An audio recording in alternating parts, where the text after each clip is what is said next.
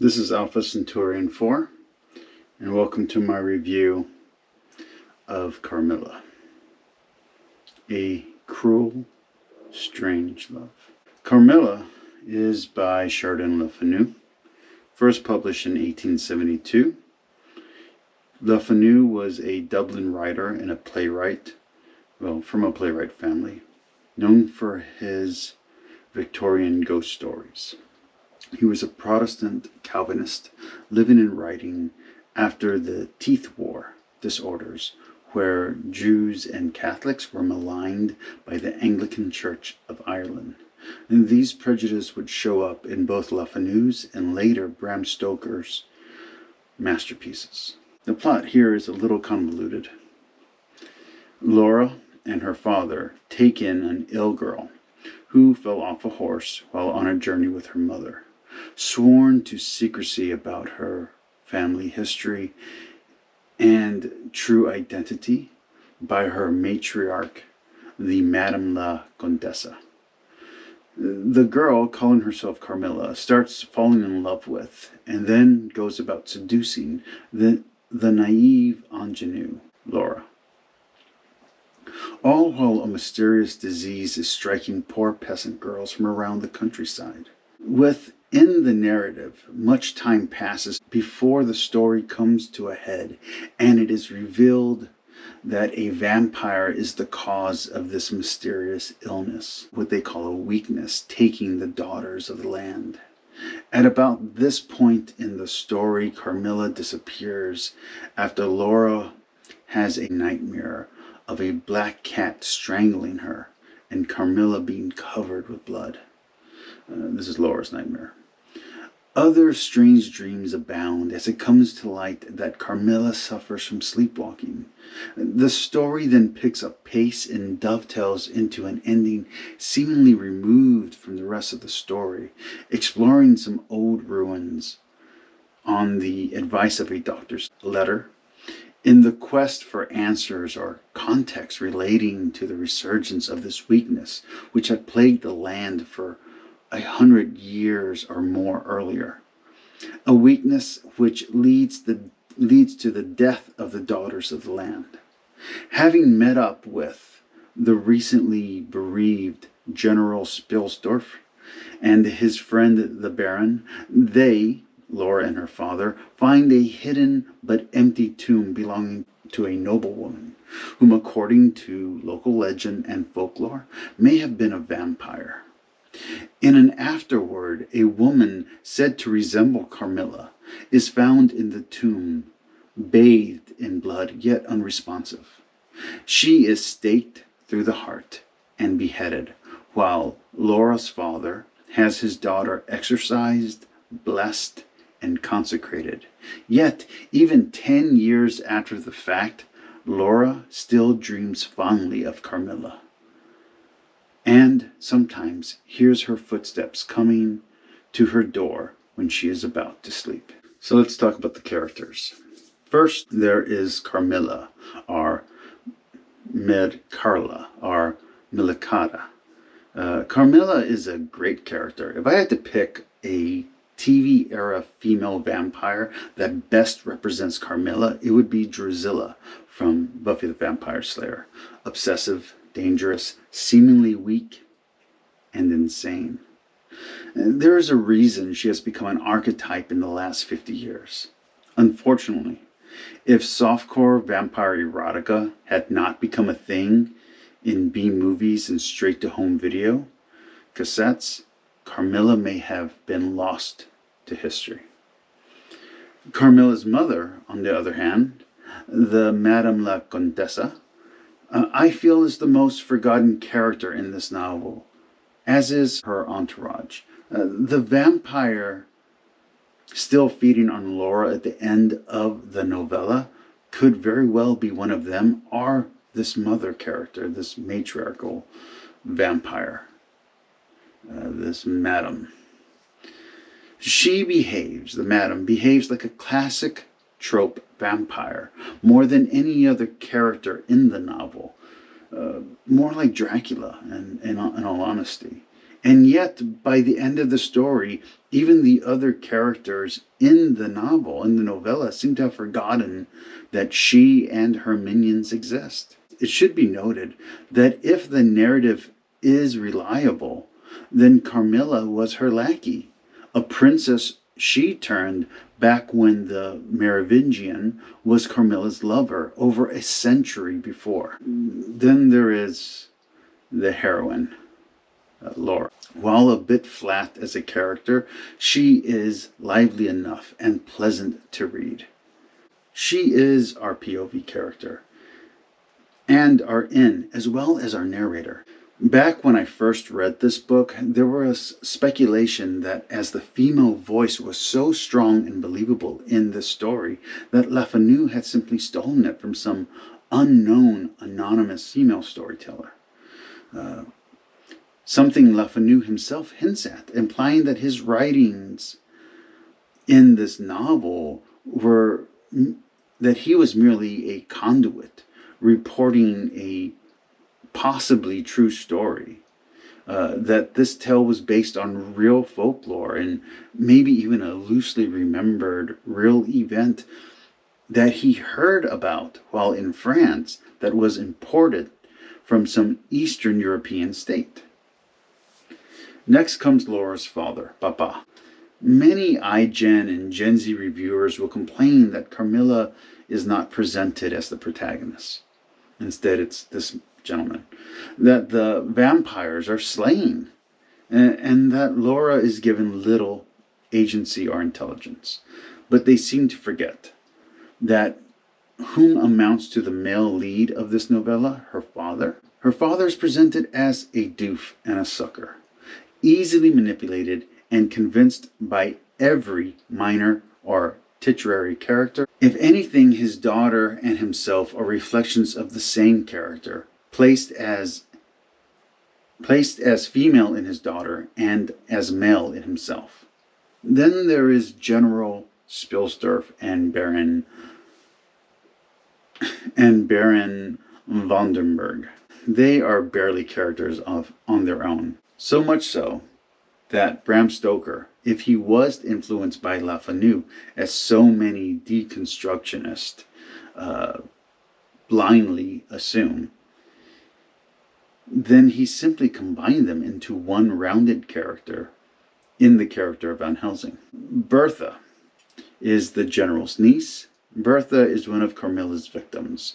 The story doesn't make it clear if Carmilla was also milking her for blood, as she was doing to Laura, or if she was meant to be a quick meal, as so many peasant girls were. There is a question of whether Carmilla was grooming Laura to become a vampire, as she hints at, or if Carmilla is just a psychotic sociopath, mindlessly repeating her hunting patterns. The spell of romance in this book is broken by the tale of Carmilla's seduction of Bertha. But the narrator of that tale may have been unreliable, as Bertha's uncle, the grieving general, quite mad at this point in the story. And he was so full of spiteful hate and consumed with a lust for vengeance that who knows if his version of the story was true. His version of the facts may not have been true. We, the audience, only believe they are because of how close they come to Laura's own story, the narrator we trust. Next, let's talk about two other minor characters. Madame Peredon, La Governessa, and de la Fontaine. They might as well be the same character. They're maids and nannies of Laura, who by this point in the story, the character of Laura is a grown woman and in no need of such caregivers to be actively in her life. Yet there they are, just the same. Next is Dr. Hesselus and Dr. Spilsberg. Here, another pair of poor man's Van Helsings. Next comes the Hunchback. He is an unexpected but much welcome addition to the cast of players and is a good tool and red herring for Carmilla to exploit. A literal useful idiot. Then comes the woodsman. While he brings an element of folklore and fairy tale to the story, something I'm sure was intentional by the author, for me, he reminds me of Jonathan's Drivers and from the first few chapters of Dracula. Someone to deliver an info dump in the guise of a narrative development. Now let's get to why you're actually here, the review. I've talked about Carmilla before, and given that I don't want to repeat myself from my previous comments on this channel, I looked at other reviews of Carmilla, and I found something very funny. Almost all current reviews, or recent reviews, are taken from a gender critical view, and they are looking through the lens of queer theory. I'm old enough to remember when these were not elements of reviews, when representation was not a factor in gauging a story's or writing's quality. And I think the people using this lens miss the mark. For instance, they assume that the vampirism here is anti-LGBT, while in actuality it was anti-Jewishness. It was anti-Semitic. Hence, the Constantines are the vampires here. And just for contrast, so you can see what I'm talking about, in Dracula, the story is soaked in anti-Catholicism. One of the problems with the progressive version of critical theory is that it doesn't ascribe to the deconstructionist methods, and instead it inserts too much modern reinterpretation. It puts motives and ideas in the mind of the author that just couldn't exist. These anachronistic motives change the original intent and meaning of a story. In Dracula, it was not so much a feminist piece as it was a warning for the Western men to beware of Eastern European men, that they will seduce your women and make them Catholic. For LeFanu, influenced by Calvinism, it was strict anti-Semitism. In both, the messages are clear: beware of letting strangers into your home, no matter how attractive or how like yourselves they may seem, for they will corrupt your family. Now I'd like to talk about some dropped threads. I would like to add this addendum, that there are many dropped or unfinished plot threads in this novella, things that could have been explored in a longer book. I don't know if LeFanu intended to continue the novel into a series, as it was originally part of a publication magazine, or if he simply forgot and left those dangling threads unintentionally. Either way, both the narrator and the characters in the story, and to add, even the people who read the novel, seem to forget about many of the side characters that add much to the story.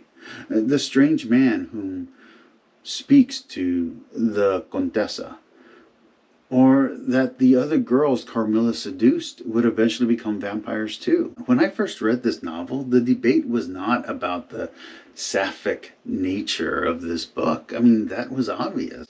And as was the assumption that LeFanu was a fan of Sappho's poetry.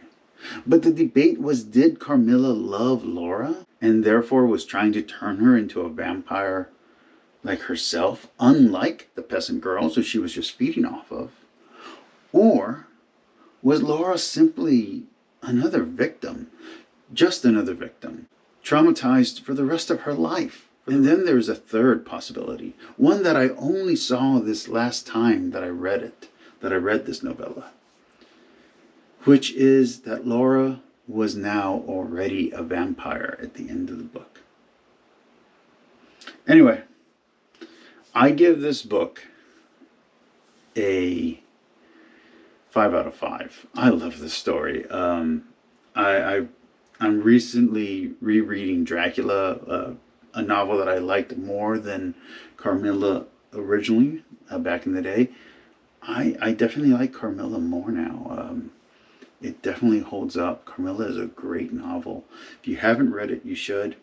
Um, it is erotic. There are elements of the male gaze, as we would call it now, and there is some taboo fetishization of the relationship, but no more so than Dracula's infatuation with Madame Mina, or Jonathan Hawker's. Why can't I say Hawker right now? Well, Jonathan Hawker's dalliance with the three weird sisters. I mean, there's stuff like that. I mean, it's no more than that. Playful by modern standards and flirty. I know that some people see some kind of anti-LGBT thing in here. It's not there. If anything, it's pro-LGBT. It's at least pro-sapphic relationships between women, which was seen as a good thing by most men in previous times. It was very common for two girls to kiss and hold hands and be flirty, and men of a previous era saw that as a passing phase. I know that's insulting and degrading, but that's how they saw it. So there's not an anti-LGBT element in this story. If there was, it would be in Dracula, and it's not presented there either. And also, I don't think that the connections between Dracula and LeFanu's Carmilla are as obvious or as blatant as modern interpreters and commenters seem to make it out to be. It is possible that Dracula is influenced by LeFanu. It's possible that it's not. Do I think that both novels should be read side by side? Yeah, I do. Anyway, if you're reading this, and you're reading Dracula, and you're reading Frankenstein, you're going to have a really good time. These are really great novels. I might start doing a Gothic series on here, do some Anne Radcliffe, some stuff like that. Let me know if you're interested in that. Anyway, this was Alpha Centurion 4. Thank you for watching. Like, subscribe, you know the deal. Peace.